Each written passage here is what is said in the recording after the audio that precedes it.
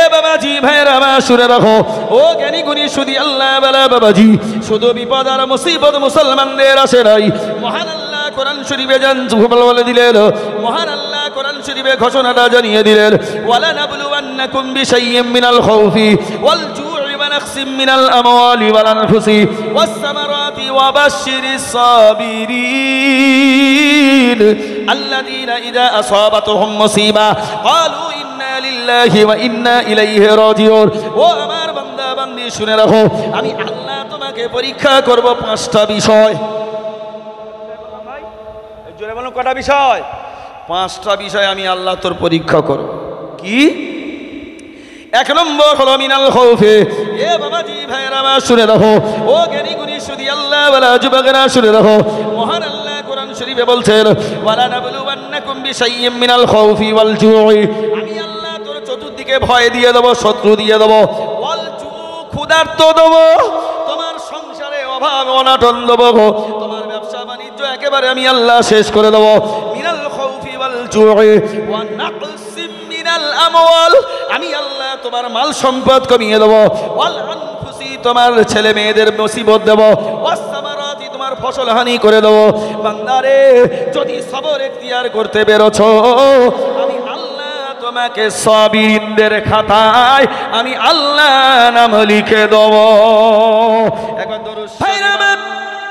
সব নবীদের মুসিবত এসেছে, কারোর উপরে বিপদ এসেছে, কাউকে আগুনে ফেলা হলো, এ বাবাজি তারা সবরে ইখতিয়ার করেছে। শুনে রাখুন, তন্মধ্যে একজন পয়গম্বর নাম হলো ইব্রাহিম খলিলুল্লাহ। ইব্রাহিম,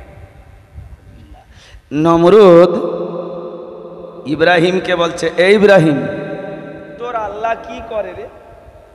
তোর আল্লাহ কি করে? ইব্রাহিম আলাইহিস সালাম ফট করে বলেছেন, ইহুই ওয়া ইউমিত, ইহুই ওয়া ইউমিত, আমার আল্লাহ জীবিত করেন, আমার আল্লাহ মৃত্যু দান করেন। নমরুদ ফাট করে একজনাকে গুলি করে দিয়েছে, আর একজনাকে জেল থেকে ছেড়ে দিয়ে বলছে, ইব্রাহিম তোর আল্লাহ যা করে আমি তাই করি। বলুন নাউজুবিল্লাহ, এর জোরে বলুন। হ্যাঁ গো, আল্লাহর সাথে আমাদের কোনো তুলনা হবে? আচ্ছা একটা কথা বলুন তো, এই শামিয়ানাটা কার গো? শামিয়ানাটা আল্লাহ। শামিয়ানা বোঝেন না? প্যান্ডেল, প্যান্ডেল এটা আল্লাহ তৈরি করেছে না মানুষ তৈরি করেছে? জোরে বলো। মানুষ তৈরি করেছে তো। মানুষের বুদ্ধি দেখো, পান্তা খেকা বুদ্ধি। কি খেকা বুদ্ধি? এটা কাপড়টা হবে কতগুলো খুঁটি দিয়েছে দেখুন তো, এই খুঁটি ওই খুঁটি সেই খুঁটি সেই খুঁটি সেই খুঁটি, চতুর্দিকে খুঁটি, তাই কি না? এটা তো তক্তা, তক্তা তো বক্তাই তক্তায় উঠবে, এর নিচে অসংখ্য খুঁটি দিয়েছেন। আপনারা দেখেন খুঁটি বলাতে নাকি গো, খুঁটি দিয়েছেন। আচ্ছা বলুন তো, কোনো ডেকোরেটরের ক্ষমতা আছে বিনা খুঁটিতে তক্তাগুলো এরম ভাসিয়ে রাখবে? কথা বলুন। খুঁটি দেবেন, এই প্যান্ডেলের এটা পাত্র পারে এরম ভাসিয়ে রেখে দেবে? ক্ষমতা আছে? এবারে কিন্তু আপনি শামিয়ানার নিচে চলে গিয়ে, বাইরে চলে গিয়ে আকাশের দিকে চেয়ে দেখুন, আল্লাহ রাব্বুল আলামিন সারা পৃথিবী বেষ্টন করে ঝুলন্ত আকাশ রেখেছে, কোথাও খুঁটি দেয় নাই। আল্লাহ, এটা চিল্লে বলুন না সুবহানাল্লাহ। তাহলে বলছে, ইব্রাহিম তোর আল্লাহ যা করে আমিও তাই করি। আগো বেয়াকুব না? কথা বলছেন না কেন? বেয়াকুব না? ভাইরা আমার শুনে রাখো, এ বাবাজি এই যে মাইক্রোফোন নিশ্চয়ই একটা ইঞ্জিনিয়ার বা বিজ্ঞান তৈরি করেছে। এই একটা কাপড় নিশ্চয়ই তাঁতি দ্বারা তাঁত কলে অনেক সময় ধরে তৈরি করেছে।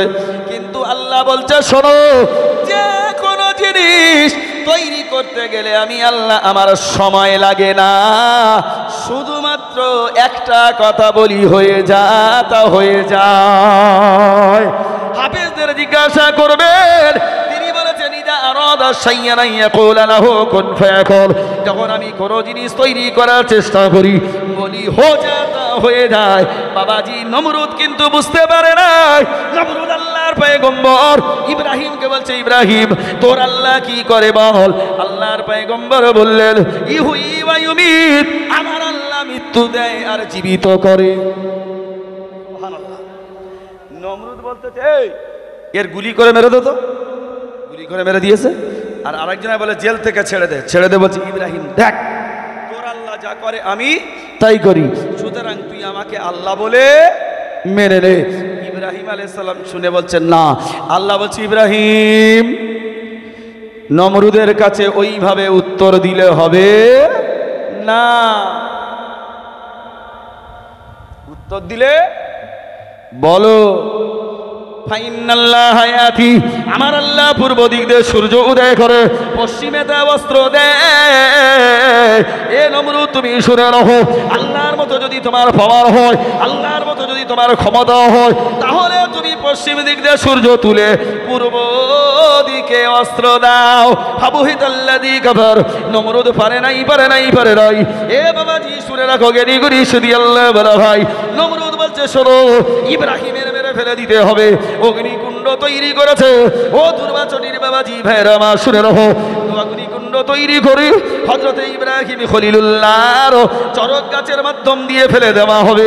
হযরতে জিবরাইল দৃশ্য দেখে কেঁদে ফেলে বলছে আল্লাহ আপনার পয়গম্বর হযরতে ইব্রাহিম খলিলুল্লাহর অগ্নিকুণ্ডতে ফেলে দেওয়া হচ্ছে। রব্বুল আলামিন আপনি যদি আমাদের অর্ডার করেন, আমি জিবরাইল 700 ডানা দিয়ে তৈরি একেবারে ডানাটা খেলিয়ে একবার আগুনের ঝাপটা মারব, নমরুদের আগুন শেষ হয়ে যাবে। নমরুদের আগুন কি হবে? আল্লাহ বলছে জিবরাইল তুমি আমার নবী সাহায্য করবে? তা বলছে হ্যাঁ। তো বলছে চলে যাও, যদি আমার নবী তোমার সাহায্য নেয় তাহলে তুমি চলে যাও। তুমি কি করো? চলে যাও।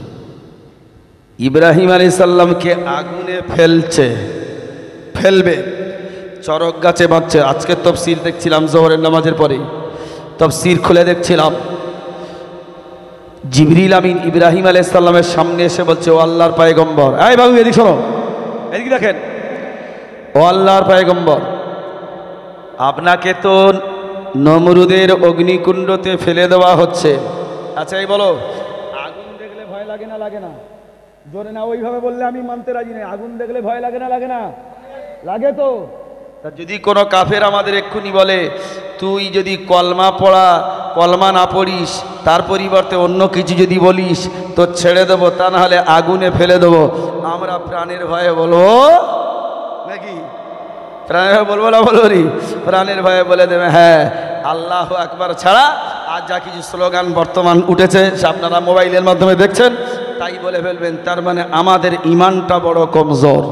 ঠিক বলছি না? বলছি গো, ইমান বড় কমজোর। ব্যাস তখন জিবরিল আমিন আলাইহিস সালাম বলছেন হে আল্লাহর পয়গম্বর ইব্রাহিম আপনি কি আমাদের সাহায্যটা নেবেন? আমার সাহায্যটা নেবেন? আমার পাওয়ার কত জানেন? আমার পাওয়ার কত বড় জানেন? আমার 700 ডানা দ্বারা আমি জিবরাইল তৈরি। একটা ডানার দৈর্ঘ্য হলো পৃথিবীর পূর্ব থেকে পশ্চিম। আমি জিবরাইল যেখানে থাকি ওখান থেকে জমিনে আসতে গেলে মাত্র 2 বার ডানার ঝাপটা মারি। কবার ডানার ঝাপটা মারে? 2 বার। তাফসীর কোন আলেমের ক্ষমতা নেই কথাগুলো ভুল প্রমাণ করার।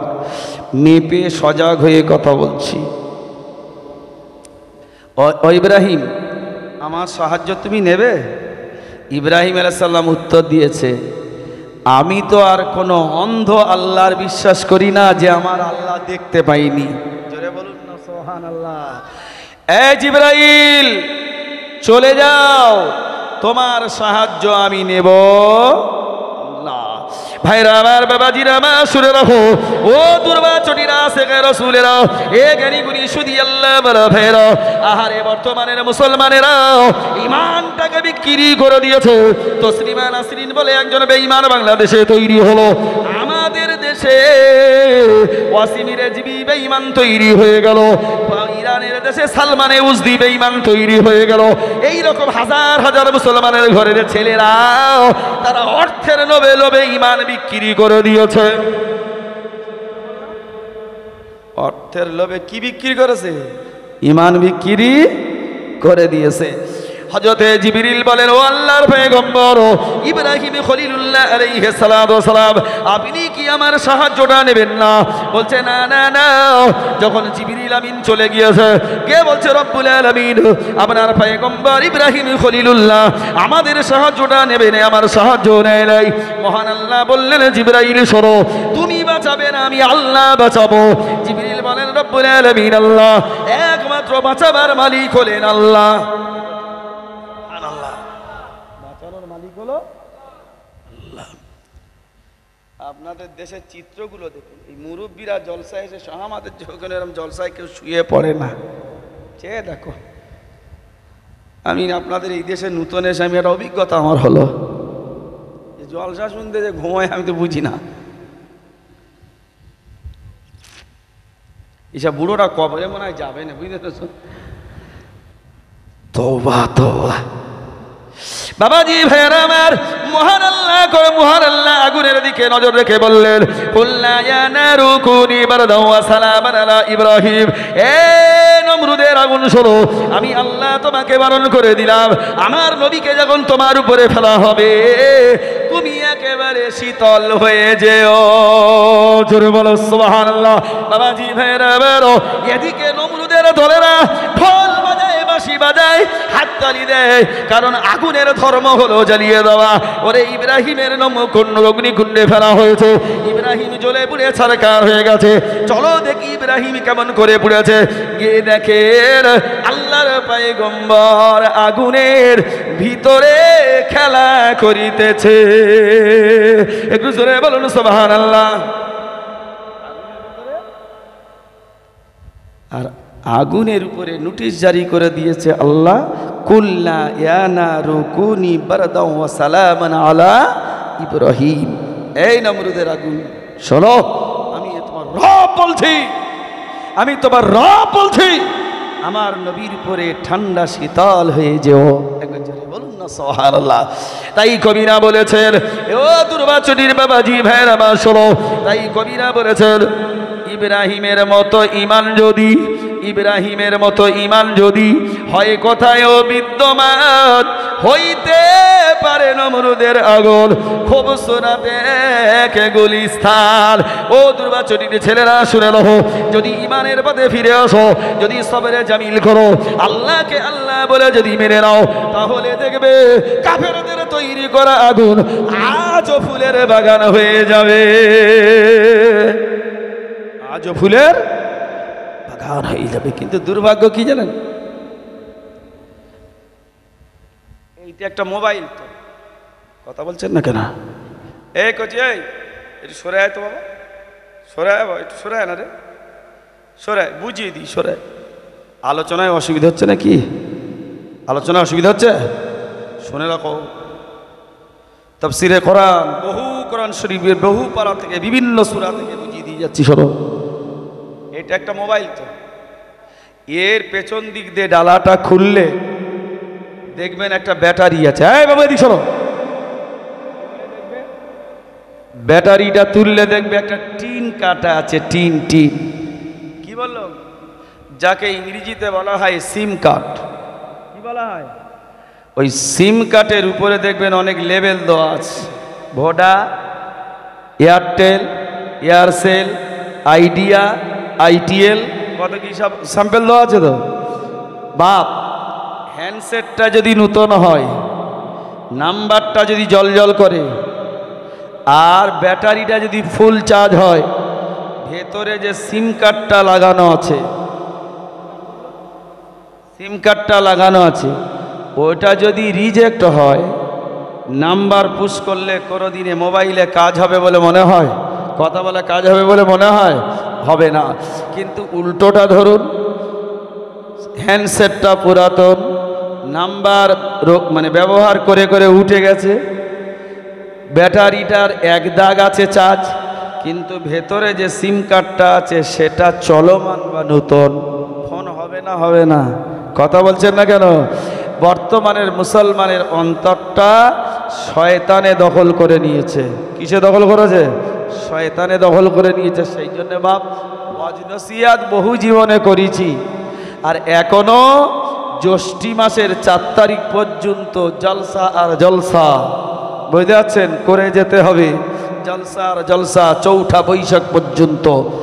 তার মধ্যে বাংলাদেশ সফর আছে। তবে জলসা করে করে পেরেশান হয়ে গেলাম। আমাদের শয়তান যে ধরা ধরেছে, কালকের থেকে দেখবেন কেউ নামাজ পড়বে না। এই সমস্ত ছেলেদের আখিরি মোনাজাত করে দিলে, আপনাদের কার বাড়ি কোথায় আমি জানি না বাবা, টোলে টোলে যাবে, গিয়ে দেখবেন এমন ঘুম ঘুমাবে, ফজর হবে কোথায়, বালিশে আর কেতায়। ঠিক বললাম না ভুল বললাম গো? এবার জোহরের সময় ও লম্বা হয়ে ঘুমাচ্ছে। এদের বোনেরা বলছে ভাইজান ওটো, একটু ডাব খাও, শরবত খাও, সারা রাত জেগেছো। এদের মা বলবে আমার বাচ্চা জাগিস নি রে, ডাকিস নি। 1 রাত জেগেছে মানে বাচ্চা 7 রাতের ধকল সামলাবে। বাচ্চা ওয়াজ শুনেছে না জিহাদ করে গেছে, আল্লাহ ভালো জানে। ওয়াক্ত নামাজ যে জাহান্নামায় দেবে আল্লাহ ভালো জানে বাবাজি। তাই বলি রাসূল আরবি সাল্লাল্লাহু আলাইহি ওয়াসাল্লাম বলেছেন, ইন্না ফিল জাসাদি মুযগাতান ইযা সালাহা সালাহুল জাসাদু কুল্লুহু ওয়া ইদাল জাসাদু ফাসাদাল ফাসাদু কুল্লুহু আলা হিয়া কলব আলা হিয়া কলবু। ওরে সাহাবারা, তোমাদের শরীরের মধ্যে 1 টুকরো মাংসপিণ্ড আছে, ওটাই যদি রিজেক্ট হয়ে যায় সারা শরীরটা রিজেক্ট হয়ে যাবে। ওটাই যদি ভালো হয় সারা শরীরটা ভালো হবে। সেটা হলো প্রতিটি মানুষের অন্তর। সুদ খেয়ে, ঘুষ খেয়ে, জেনা করে, মদ খেয়ে, চুরি করে, মিথ্যা বলে, বেঈমানি করে আমাদের অন্তরটা একেবারে শয়তান দখল করে নিয়েছে। কথা বুঝছেন না? এই জন্য আর হবে না বাবা, এসব জাতি, এসব যুবক আর ফিরে আসবে না। তা নাহলে হাওয়া, সত্যি করে বলদিন বা, গাঁজর খাওয়া ভালো না গাঁজা খাওয়া ভালো? ওই সাহস করে বলতে পারেন কেমন, গাঁজর খাওয়া ভালো না গাঁজা খাওয়া ভালো? কিন্তু এখনকার ছেলেরা কি খাচ্ছে বেশি? গাঁজা খাচ্ছে তো। মধু খাওয়া ভালো না মদ খাওয়া ভালো? মধু খাচ্ছে কেউ, এখনকার ছেলেদের বড্ড মিষ্টি, 1 গ্লাস মদ খেয়ে নিচ্ছে। কেন রে বাবা, এটা কি তোমার খাদ্য? লটারি কাটছে, আপনাদের দেশে আছে কিনা জানি না, লটারি আছে তো। ফাউয়া ইনকাম করবো, কি ইনকাম? ফাউয়া ইনকাম করবো। এরা লটারি কাটতে কাটতে বাপের বিঘে জায়গা জমি সব চলে গেছে। দেখে 4 নম্বরে 1 কোটি ফেঁসেছে বেটার 3 নাম্বার, বুঝতে পারছেন না? ও টিকিটটা 3 আর 4-এ পড়েছে 1 কোটি। ওর বইয়ের কাছে গিয়ে বলতেছে, জানিস একদম কোটিপতি হতাম, পুরো ধর্মতলায় চলে যেতাম। বলে কেন? বলে 4-এ ফেঁসেছে, আমার নাম্বার 3। আল্লাহ বলে ওই নাম লোভ দেখিয়ে দেখিয়ে পথের ভিখারি করে ছাড়বো। এ বাবাজি ভাইয়েরা আমার শুনে রাখো, মহান আল্লাহ কোরআন শরীফে বলছেন, শোনেন ও মুসলমানেরা শুনে রাখো, আমি আল্লাহ বলে দিলাম, ইন্নামাল মুমিনুনাল্লাযীনা ইযা যুকিরাল্লাহু ওয়াজিলাত কুলুবুহুম ওয়া ইযা তুলিয়াত আলাইহিম আয়াতুহু যাদাতুহুম ঈমানা ওয়া আলা রাব্বিহিম ইয়াতাওয়াক্কালুন। বাবাজি বড় দুঃখের সঙ্গে বলে যাই, শুনে রাখো, এই পৃথিবীতে জলসার অভাব নাই।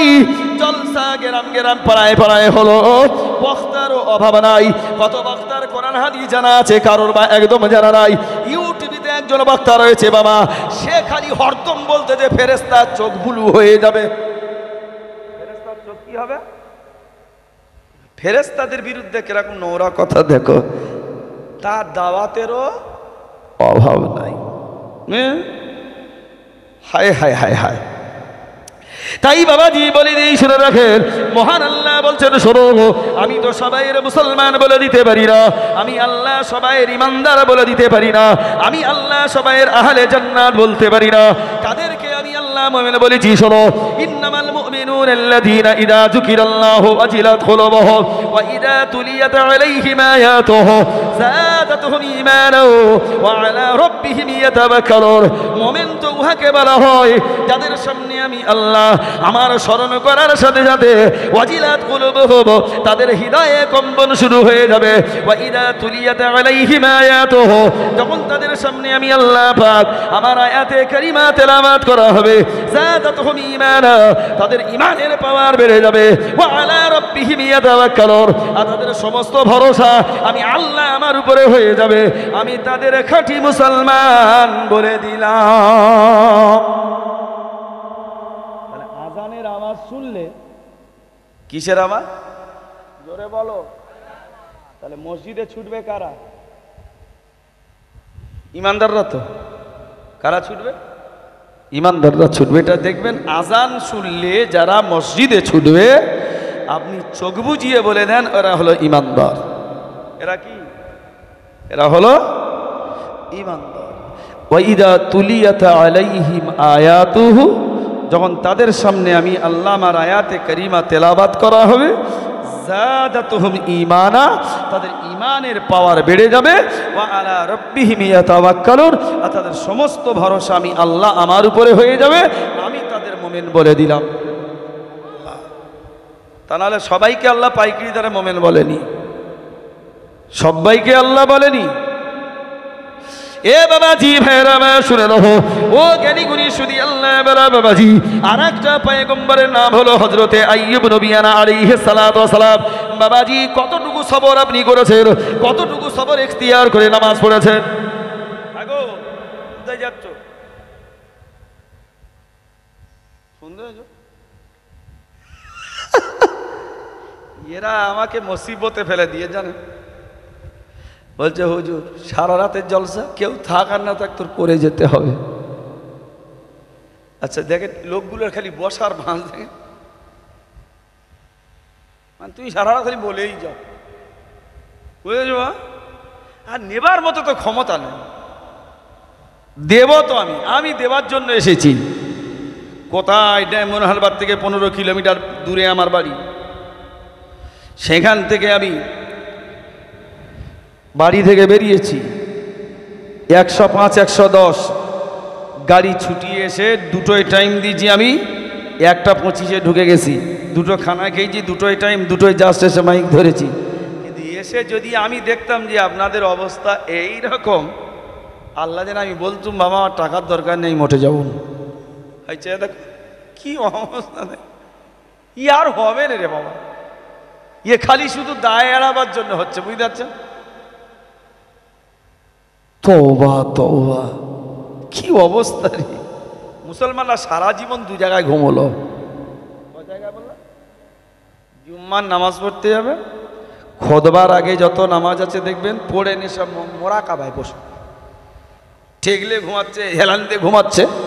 আর জলসায় যদি বসেছে দেখেন পুরো জেনে ধরা রুগীদের মতো, কোনো হুজুর তুমি বলে যাও, খালি তুমি বলে যাও, কারো চেহারে ঢোকেন। বাবাজি আর একটা পয়গম্বরের নাম হলো আইয়ুব আলাইহিস সালাম।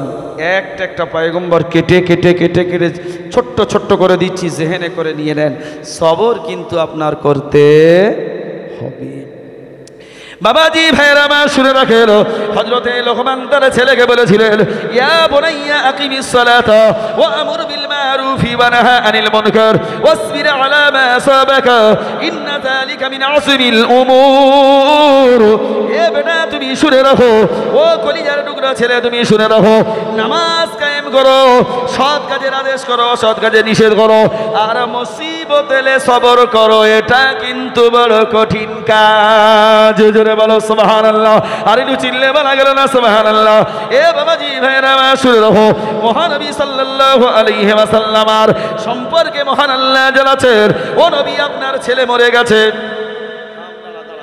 একটা ইস্যু তুলিস, এই নবীর কটা মেয়ে রে বাবা? খালি আর ওই দিকে কি ফোন আসবে, ওই দিক দিয়ে নাকি হাবাবেরা? এই নবীর কটা মেয়ে?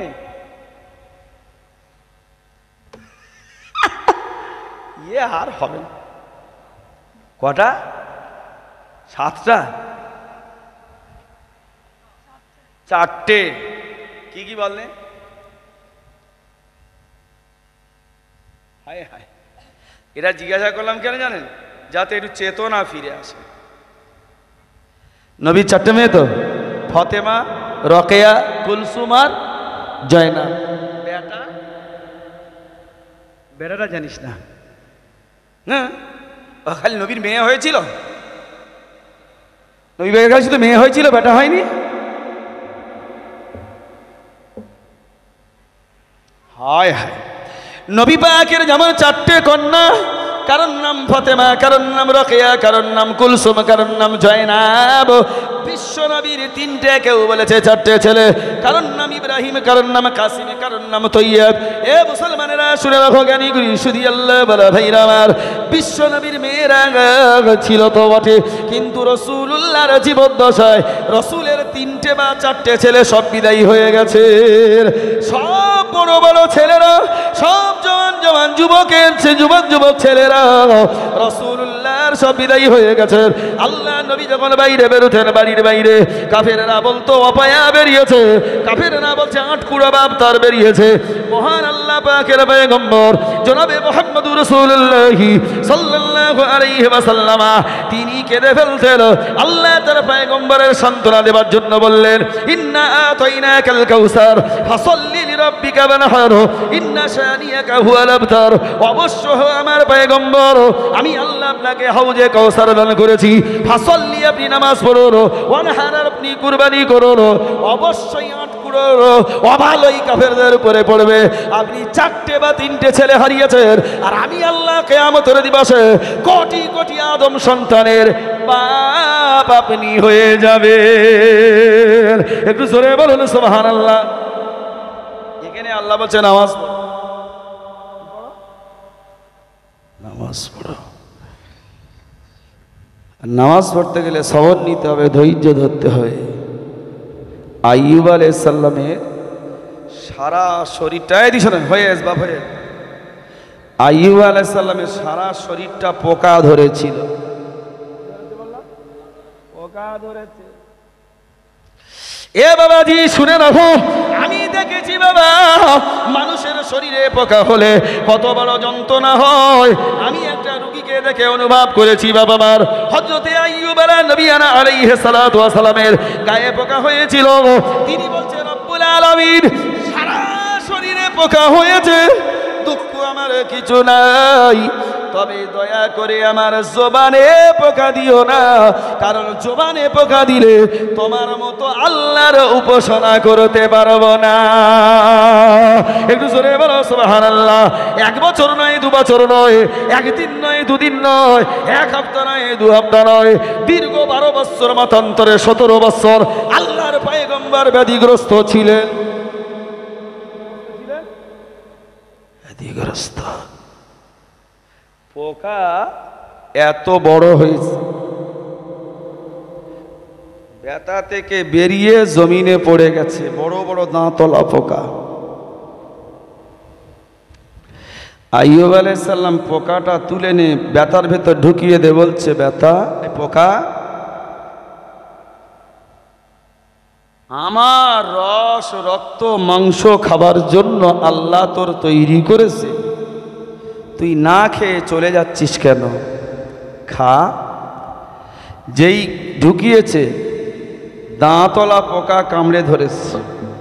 আইয়ুব আলাইহিস সালাম এবার বলছে, আল্লাহ এই পোকাটা আমার শরীর থেকে বেরিয়ে গেল, আমার রস আমার রক্ত আমার গোস্ত খেয়ে পড়ে গেছিল, আমি তুলে এনে ভেতরে ঢুকিয়ে দিয়েছি, দাঁতলা পোকা খুব জোরে কামড়ে ধরেছে। আল্লাহর পয়গম্বর 12 বছর মতান্তরে, 17 বছরে, কেউ বলেছে 18 বছর, বিভিন্ন রায়াতে আছে। যাই হোক বাবাজি, লং টাইম ধরে একটা ব্যাধিগ্রস্ত হয়েছিলেন। তিনি কিন্তু বল কোনদিন আল্লাহর কাছে দোয়া চাই নাই। তিনি মনে করেছে রে বাবাজি, হাদিস শরীফের মধ্যে এসেছে একজন মুমিন মুসলমানের জ্বর, একদিনের জ্বর সারা জীবনের গুনাহ মাফ হওয়ার কারণ হয়ে যায়। কিন্তু না, আমাদের জ্বর এলে নামাজ হয় না, মাথা যন্ত্রণা করলে নামাজ হয় না, দাঁতের যন্ত্রণা করলে নামাজ হয় না। বুড়োগুলোর অবস্থা, এদের নামাজ পড়ার করতে বললে বলে ও বাবা হেঁটোর ব্যামো হাঁটু মুড়তে পারি, চাচা মাল কাঁচা মেরে কোদাল কোপাচ্ছে ঠিক আছে, কিন্তু নামাজ পড়ার বেলা হেঁটো মুড়তে পারবে না। ঠিক বলছি না বলবো? বলছে বাবা কোমরের প্রবলেম, সব কাজ হচ্ছে কোমরের প্রবলেমে, নামাজটা হয় না। এই হয়েছে আমাদের দুর্দশা। আইয়ুব আলাইহিস সালামের যেই কামড়ে ধরছে, এবার বলছে আল্লাহ 17 বছর 18 বছর কোনোদিন তোর কাছে দোয়া করিনি আল্লাহ, একটা দোয়া করেছি আল্লাহ, হাতে পোকা, পায়ে পোকা, গায়ে পোকা, পেটে পোকা, পিঠে পোকা, সারা শরীরে পোকা, আল্লাহ আমার কোনো দুঃখ নাই, জিহ্বায় পোকা দিবিনি আল্লাহ, তোমার মতো আল্লাহকে তাহলে আমি আল্লাহ বলে ডাকতে পারবো না। জোরে বলুন সুবহানাল্লাহ। কত বড় ধৈর্যের ব্যাপার বলদিন বাবা। কোন নবী গো? দুটো বেই উঠে গে ভালো করে জর্দা পান খেয়ে এসে হুজুর হয়ে বসেস।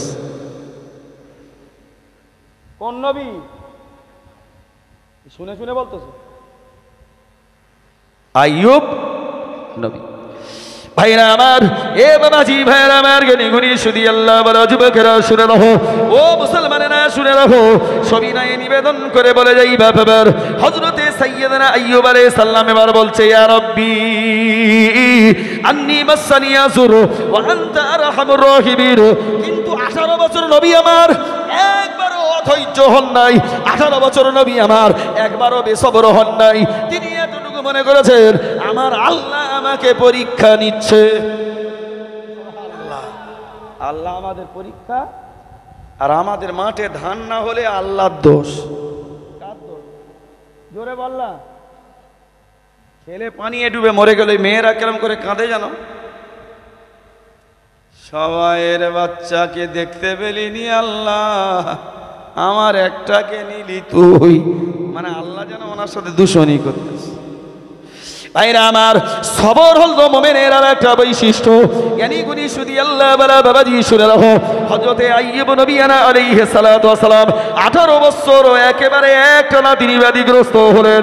এ মুসলমানেরা শুনে রাখো, ও জ্ঞানী গুণী শুধু আল্লাহ বলা ভাইরা আমার শুনে রাখো, এবারে পোকা যখন কামড়ে ধরেছে তিনি বলছে, ইয়া রাব্বি আন্নী মাসানি ইয়াসুর ওয়া আনতা আরহামুর রাহিমিন। আয় আল্লাহ, আমি বড় ব্যাধিগ্রস্ত, তুমি বড় রহমানুর রহিম। একটু জোরে বলা গেল না সুবহানাল্লাহ। জিবরিল এসে বলছেন, নবী 18 বছর ব্যাধিতে ভুগেছেন, কোনদিন আল্লাহর কাছে আপনি সাহায্য চাননি, আজকের চেয়েছেন, আল্লাহ সঙ্গে সঙ্গে আপনার দোয়া কবুল করে নিয়েছে। সুবহানাল্লাহ।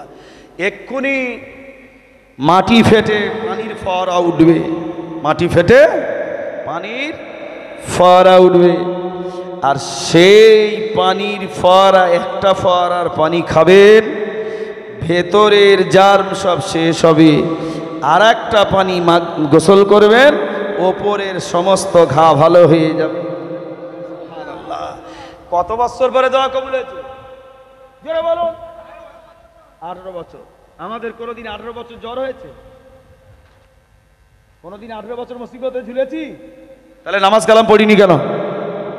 রোজা নামাজ আমাদের নেই কেন বলুন? তার মানে আমরা ধৈর্য ধারণ করতে পারি না। বাবাজি ভাইরা মা শুনে রাখো, ওটা কি রে বা? খাতা? খাতার কাজ পরে করবি, কথাগুলো শোন।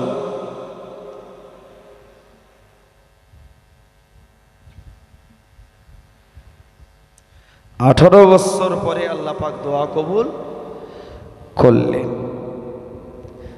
কিন্তু ঈমান থেকে তারা এক চুল সরে যায়নি। বুঝতে পারছেন?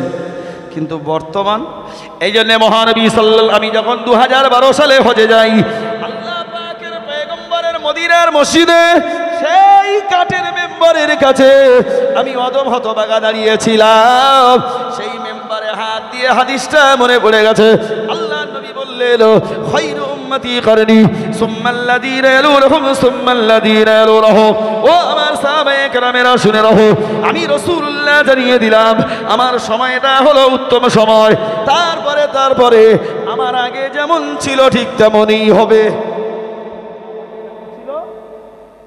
নবীর আগে গান, নাচ, হই হুল্লার, খেলাধুলা, জেনা, চুরি, ধর্ষণ, বেঈমানি, ডাকাতি, কে কার বইয়ের উপরে জুলুম করতেছে, ঠিক নবী পাকের জামানায় ছিল না। নবী চলে যেতে সেগুলো ফের ফিরে এসেছে না আসেনি? কথা বলো, ফিরে এসেছে। এ বাবাজি ভাইয়ের আমার, ও জ্ঞানীগুণী শুধু আল্লাহ বাবাজি, এই জন্য মহান আল্লাহ কোরআন শরীফে বললেন, ওমা আতাকুম রাসূল ফাখুযুহু ওমা নাহাকুম আনহু ফান্তাহু। আমার রাসূল যেটা বলে মেনে নাও, পৃথিবীর কারোর কথা তোমাদের মানতে হবে না, আমার রাসূল যেটা বলে ওটাই মেনে নাও। রাসূল যেটা বলে এটা মেনে নাও। তা রাসূলুল্লাহ বলেছেন কোরআন হাদিস অনুযায়ী জীবনযাপন করো। করবো ইনশাল্লাহ, আরে করবো ইনশাল্লাহ। তবে বাপ পৌনে 2 ঘন্টা বেটা ছেলেদের বললাম, আমাদের হতভাগা মা বোনেরাই বসে আছে পর্দার ভেতরে, ওনাদের সম্পর্কে একটু বলি।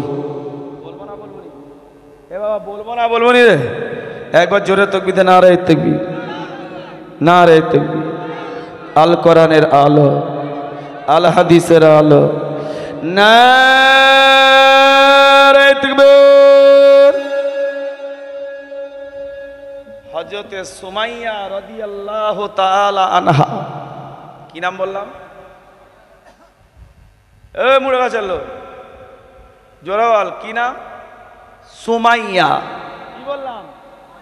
ইসলামের প্রথম যে মহিলাটা শহীদ হয়েছে তার নাম হলো হযরতে সুমাইয়া। কি নাম বললাম? সুমাইয়া প্রথমে কাফে। ও মা বোনেরা, ও ভাবিরা, বেটিরা, খালামারা, আম্মা জানেরা, শুনে রাখো, ওনারাও ফুল ঘুমোচ্ছে। ও আমার ডিউটি ঠিক করে আমি বেরিয়ে যাচ্ছি মা, আর মেপে কথা বলছি যাতে তাহাজ্জুদের সময় দুনিয়াদারি কথা বেশি না হয়ে যায়। হযরতে সুমাইয়া প্রথমে কাফেরের গোলাম ছিলেন, কলমা পড়ে মুসলমান হয়েছে।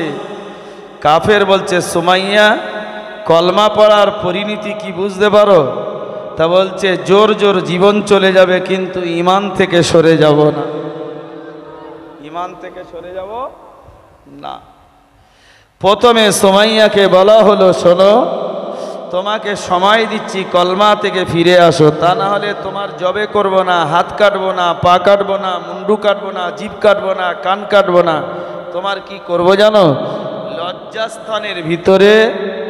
লজ্জাস্থানের ভিতরে বর্ষা ঢুকিয়ে দিয়ে পাক দেব, যাতে করে তোমার দিল, কলিজা, নাড়ি, ভুঁড়ি, ফেফড়া সব ছিঁড়ে যায়। কিন্তু এটা তোমার কঠিন পরীক্ষা। হযরতে মা সুমাইয়া রাদিয়াল্লাহু তাআলা আনহা বলেছিলেন, শুনে নাও, এপারে মৃত্যু, ওপারে আল্লাহর জান্নাত। আমি জান্নাতে যেতে চাই, মৃত্যুর পরোয়া করতে চাই।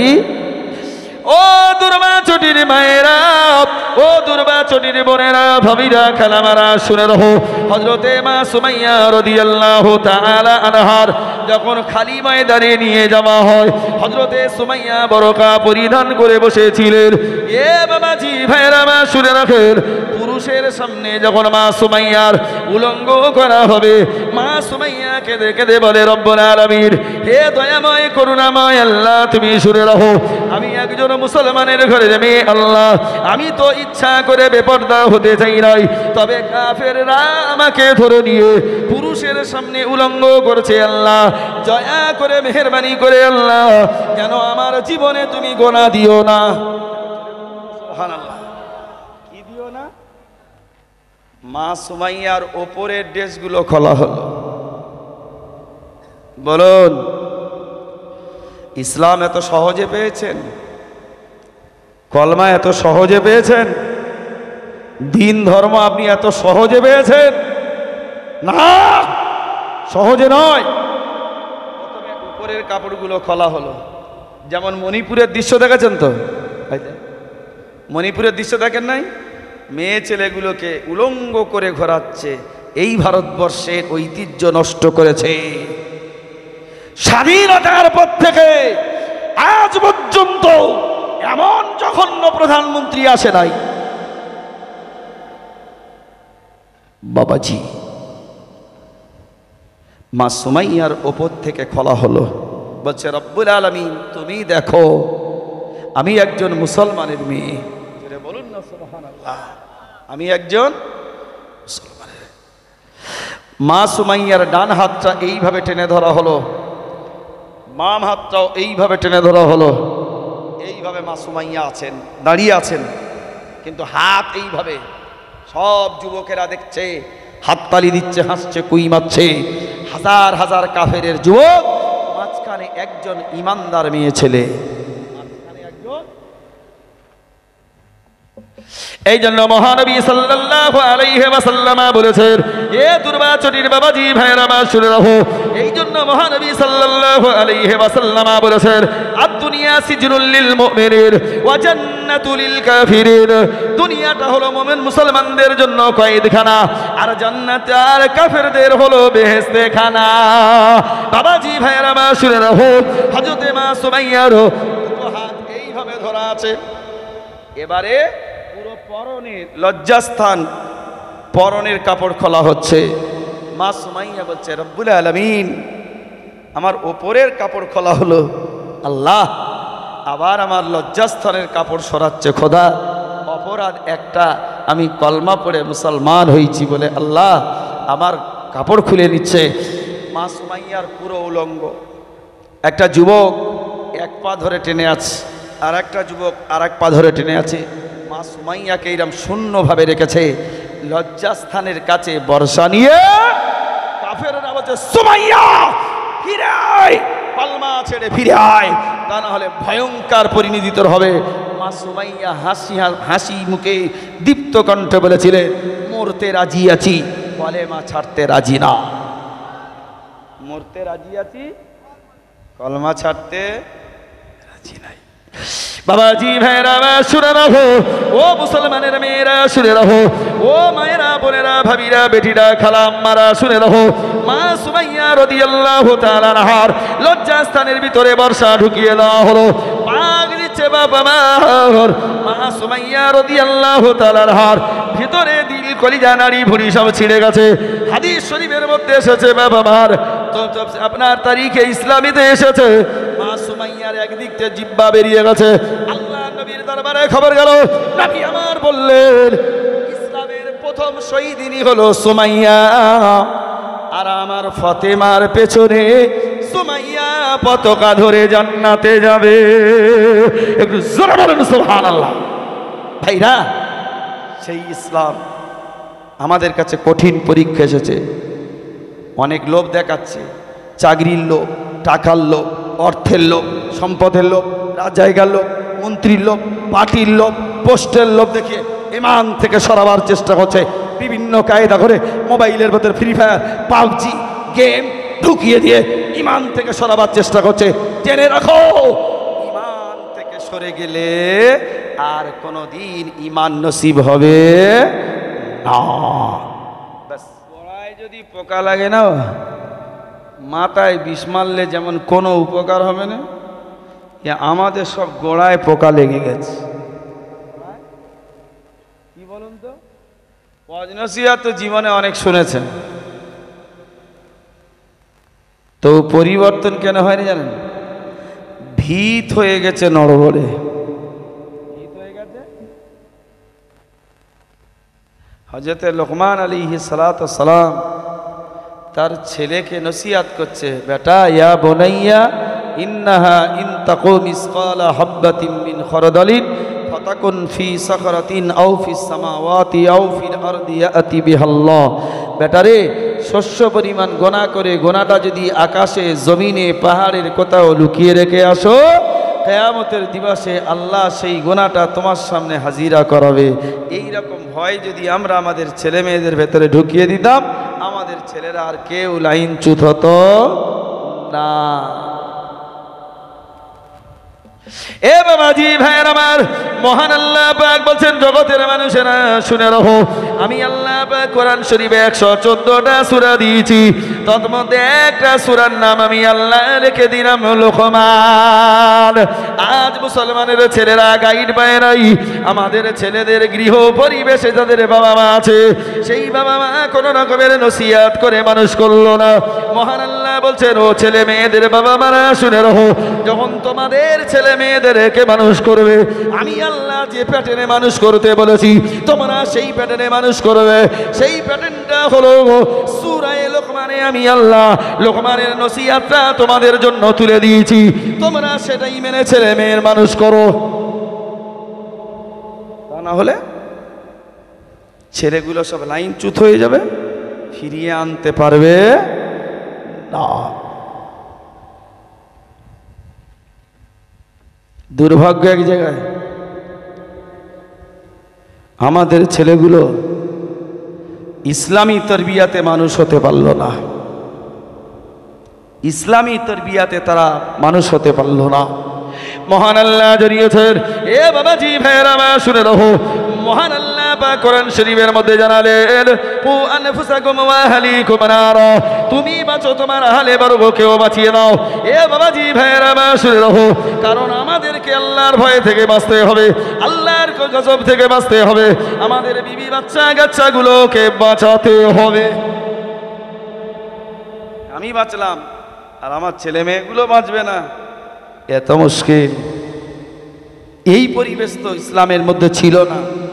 মা নামাজ পড়ে, বাপ নামাজ পড়ে, ছেলে নামাজ পড়ে, মেয়ে নামাজ পড়বে, নাতি নামাজ পড়ে, পোতা নামাজ পড়ে, এক কথা সুস্থ অসুস্থ সবাই নামাজ পড়বে। এটাই তো ইসলামী পরিবেশ। ভাইরা আমার, শেষ কথা বলে দিই, শুনে রাখো, আপনাদের খেদমতে শেষ কথা না বলে দিই, মহান আল্লাহ পাকের পয়গম্বরের কাছে হযরতে মুআয ইবনে জাবালকে বলছে, ইয়া রাসূলুল্লাহ, ও আল্লাহর পয়গম্বর শুনে রাখুন, আপনার কাছে আমি কিছু নসিহত দেবার জন্য এসেছি, কিন্তু আমাদের বর্তমানের মসজিদের চিত্রগুলো দেখো, মসজিদের ইমাম সাহেব একা বসে থাকে, গ্রামের কোন যুবক তাদের কাছে কোন ইসলামের আহকাম শেখার জন্য যায় না। ও হুজুর এই দোয়াটা শেখান তো, ও হুজুর এই দোয়াটা হয় কি দেখান তো, ও হুজুর এই দোয়াটা বলেন তো। হুজুরের কাছে কথা বলে, হুজুরের কাছে যাচ্ছে, যায় নাই। কিন্তু মুআয ইবনে জাবাল রাদিয়াল্লাহু তাআলা আনহু আমার রাসূলুল্লাহর কাছে গিয়ে বলছেন, আউসিনি ইয়া রাসূলুল্লাহ, ও আল্লাহর পয়গম্বর কিছু নসিহত করুন। ক্বালান নবী সাল্লাল্লাহু আলাইহি ওয়াসাল্লাম, সাল্লু সালাতাল মুআদ্দিয়ান কাআন্নাকা আখিরু সালাতিকা মিনাদ দুনিয়া। এ বাবা মুআয ইবনে জাবাল শুনে রাখ, যখন নামাজ পড়বি বাবা মনে জানবি এটা আমার জীবনের শেষ নামাজ, শেষ নামাজ। আমি রাসূলুল্লাহ নসিহত করছি, শোন। মুআয ইবনে জাবাল বলছে, নবী যখন নামাজ পড়বো মনে যেন শেষ নামাজ? বলছে হ্যাঁ। আল্লাহ পাকের নবী বলছেন, আমার সাহাবা শোনো, ডান দিকে সালাম ফিরিয়েছো, হয়তো তুমি বাম দিকে সালাম ফিরাতে পারবে না, তোমার মৃত্যু এসে যেতে পারে। হযরতে মুআয ইবনে জাবাল বলছেন, জিদনি ইয়া রাসূলুল্লাহ, ও আল্লাহর পয়গম্বর আর একটু নসিহত করুন। ক্বালান নবী সাল্লাল্লাহু আলাইহি ওয়াসাল্লাম, কাসরাতু যিকরুল্লাহ ওয়া তিলাওয়াতুল কুরআন কাআন্নাকা নূরুল লাকা ফিস সামাই ওয়া নূরুল লাকা ফিল আরদ। বাবা মুআয ইবনে জাবাল শুনে রাখো, বেশি বেশি করে আল্লাহ জিকির করবি বাবা, আর বেশি বেশি তেলাওয়াতে কোরআন করবি, এটা দুনিয়াতে ভালো হবে, আখিরাতেও ভালো হবে।